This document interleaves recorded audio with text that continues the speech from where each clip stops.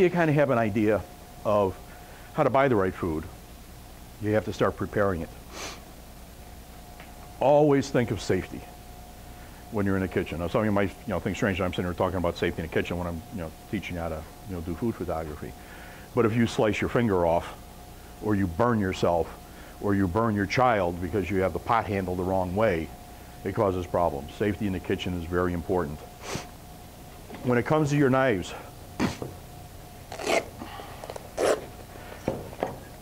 people say, some people are afraid of a sharp knife.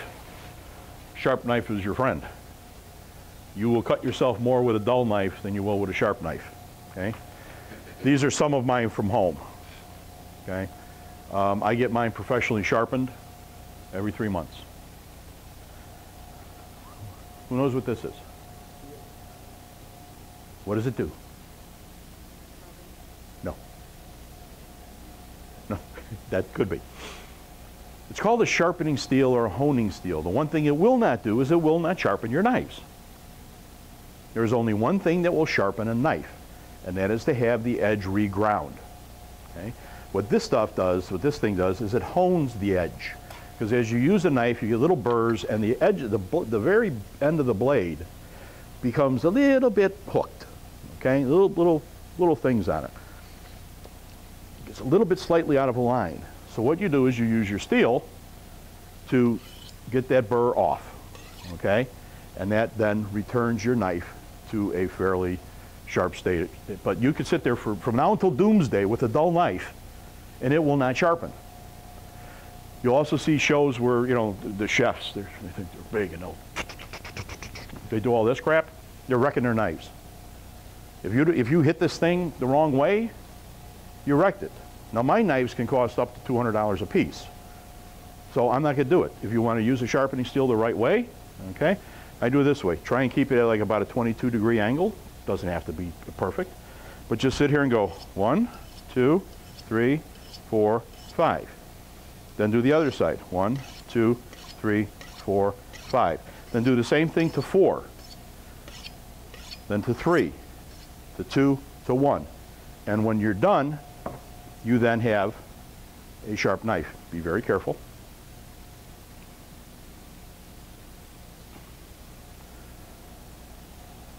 And sharpening your knives is not that expensive. The place I take them to costs me $2 a knife.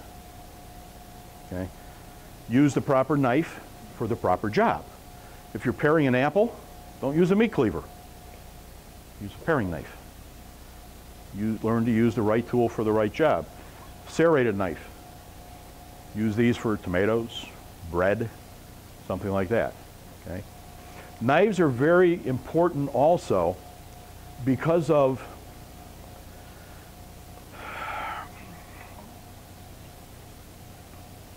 lost my train of thought there for a moment. I'll come back to that once I remember what.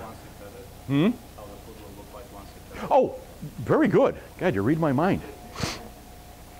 When you cut certain foods, you should use a certain knife. Okay, if you're cutting something soft, okay, the thing you don't want to do is number one, take a serrated knife and start sawing through it. Okay, because it's going to leave all these little marks on it. If you're cutting through like cheesecakes or something like that, use a very long, thin-bladed knife, okay? Dip it in some hot water. Wipe it off. When you cut once. Don't sit there and go like this, because what are you doing? You're wrecking the edge of what you're cutting, okay? Long, single slices. If you ever watch a sushi chef, when they're doing sashimi, it's one long stroke. Don't hack at it. It's not a hunk of wood that you're going to put in the fireplace. Nice, easy, clean strokes. Use the right tool for the right job. You take care of your knives, they'll take care of you. Okay? Alrighty. So we've talked about the safety and how to cut. Another thing, another little trick. This is a little trick I never tell anybody. If you're cutting cheesecake, you know what the best thing to cut cheesecake with is? Wire or dental floss. Yep. If you have a wire, that's fine, but if you have dental floss, you don't have a wire, just put the dental floss between your two fingers and right down through it. Works great. I wouldn't recommend using cinnamon flavored or something for it unless it's cinnamon flavored dessert. and I kind of go with the unwaxed too, but it works really well, okay? So we're over here now on page 15, and we've talked about the pork, we've talked about preparing the fish and the seafood. Now, one thing about preparing the seafood, if you're doing fish, the general rule to cooking fish, if you're cooking it in the oven, is about 10 minutes per inch. So if you have an inch thick fillet and you're cooking in the oven, be about 10 minutes, okay? When fish is done, it should have a nice opaque look to it. It shouldn't have that translucent, shimmery look in the center because that's underdone. It should flake a little bit if it's more of a flaky type fish. If you're searing it in a pan, the best thing to do when you're dealing with a pan and searing is make sure your pan is hot, okay? If you put oil in a pan and it's not hot enough, and you put your protein or whatever into it and it just kind of lays there and it doesn't go, what it's doing is it's sucking up the oil. You're going to have an oily dish. So you want to do a little test before you lay your fish into it. Put a little bit of the fish, a little bit of it, a corner of it in. If you're that, then you know you're set. Lay it down, always lay away from you so the oil doesn't splash back at you. And usually just give it a good sear for about 3 minutes. Be very careful when you turn it. One thing you don't want to do, and here is one thing that just drives me absolutely up a wall. And excuse if you guys are grillers, then you do this, I'm sorry, but I have to call you on it. If you watch a lot of guys when they grill, they'll throw something on the grill, okay? First thing they do is turn it over. Then 30 seconds later, they turn it over again. And then they turn it over again. How many times should you turn something when you're cooking? You're right, one time. And as you're cooking something, especially fish, and as you try and turn it and it sticks, what do most people do? They start to push at it harder. Leave it alone. When it's cooked properly, it's going to release itself. And then you just slide the spatula in, turn it over, and you got no problems. Don't mess with your food when you're frying it. Leave it alone. Never did anything to you. Treat it nicely. Okay? There we go. Yes? Should you always use a spatula, never a fork? With what? What type of foods? Well, I was thinking meat. I don't like to use a fork because what happens, remember when you're cooking it and the juices are all kind of excited and all over and you poke a hole into it, what's the juice want to do? Go out that hole. You just lost it. Get a good pair of tongs, use those, and besides tongs makes a great lemon or lime squeezer too. Put it in the fulcrum in the end, squeeze it, it works great. You don't have to go out and buy a reamer for $12 or something like that. When you're cooking vegetables, okay, one thing a lot of people do, they cook them too long. Now remember, you're preparing food for food photography, okay? Some countries like their vegetables, what we call in cooking terms, hammered, okay?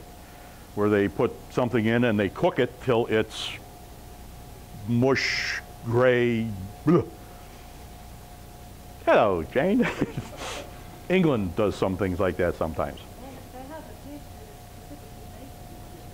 Mushy peas, right. There is, oh, mushy peas, I love it. It's really great. A lot of times it's served with fish and chips, sometimes. See, I know English food. Kinda. But when you're doing a shot and again, it all goes back to the look. Now what you could do with asparagus, green beans, things like that, is what you want to do, it's called shock and blanch.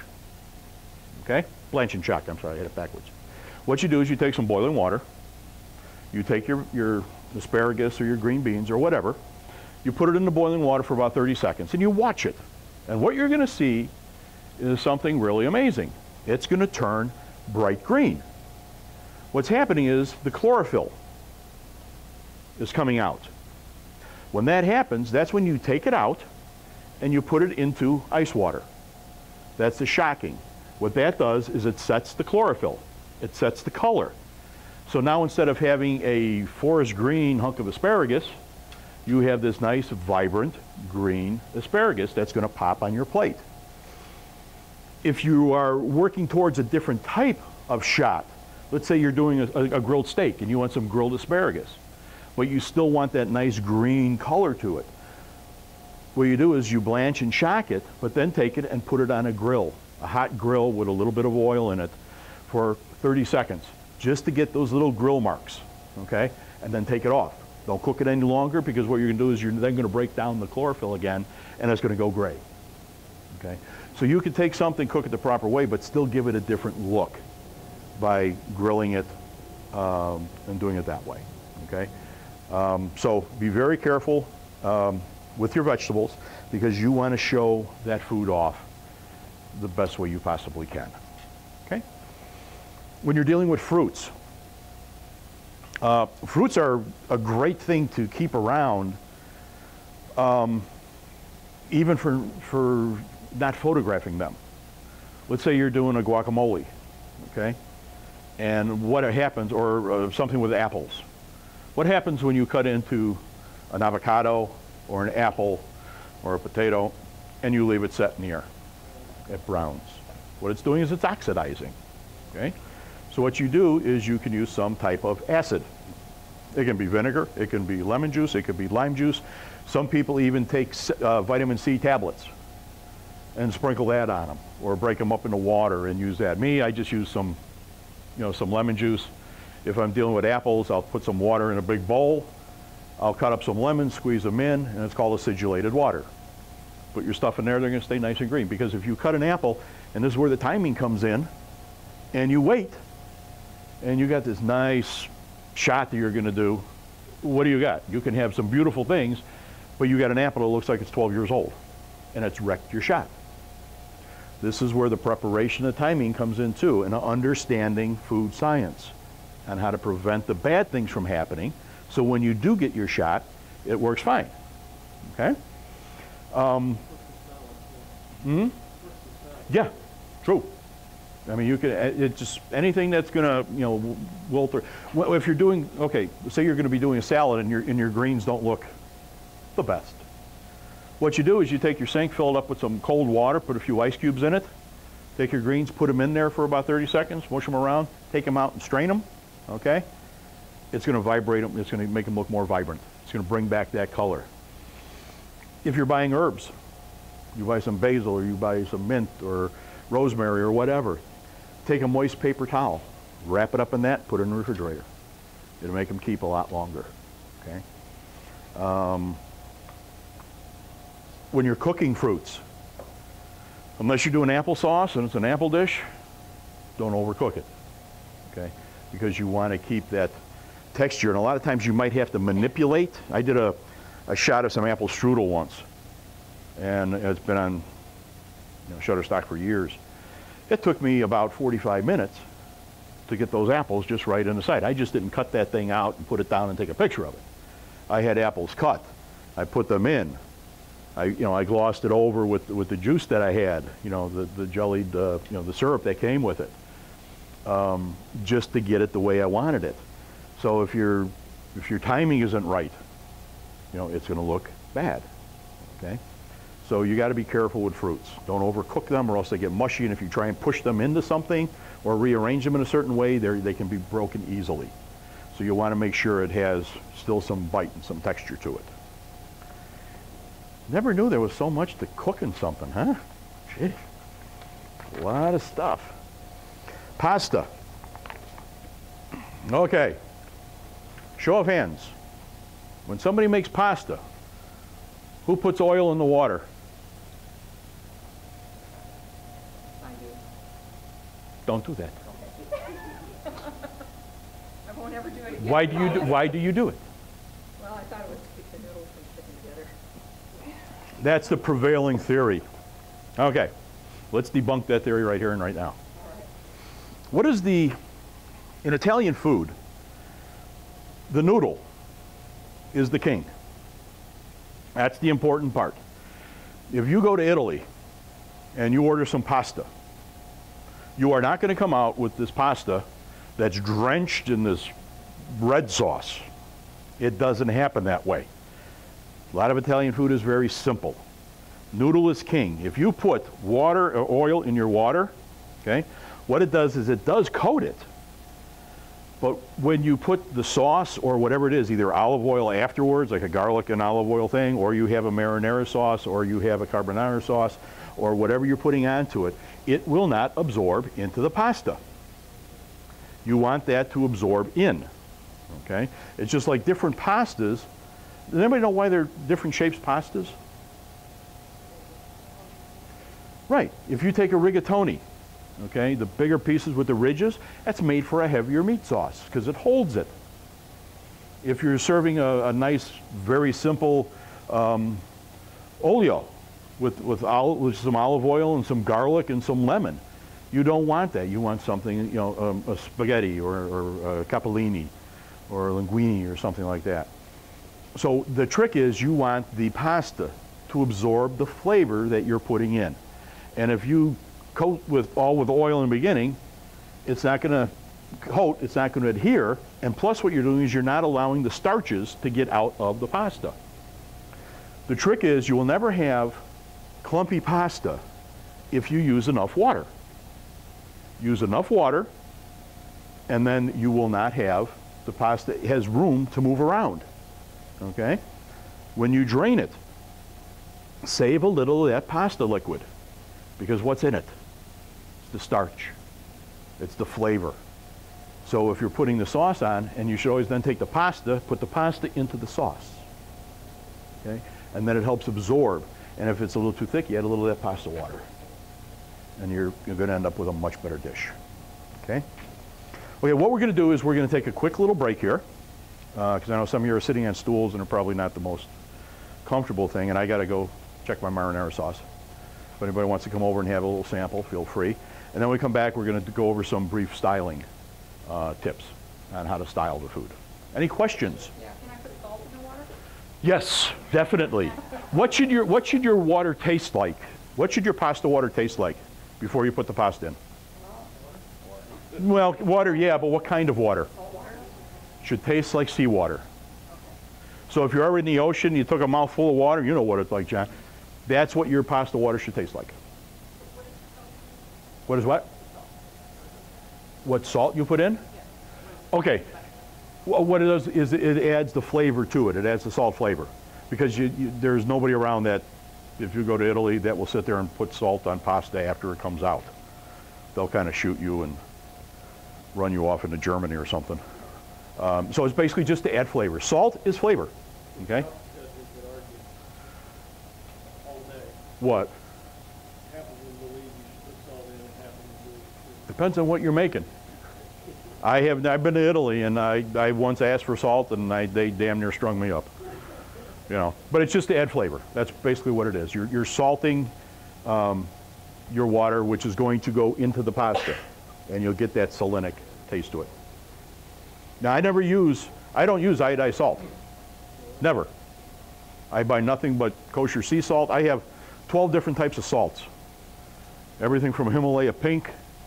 I even got stuff from Hawaii. I got red lava and black lava salt. They're finishing salts, you know, the good fleur de sels. You haven't tasted salt until you've had some good fleur de sel. You put that on your mouth and your tongue, it just melts and it's like heaven.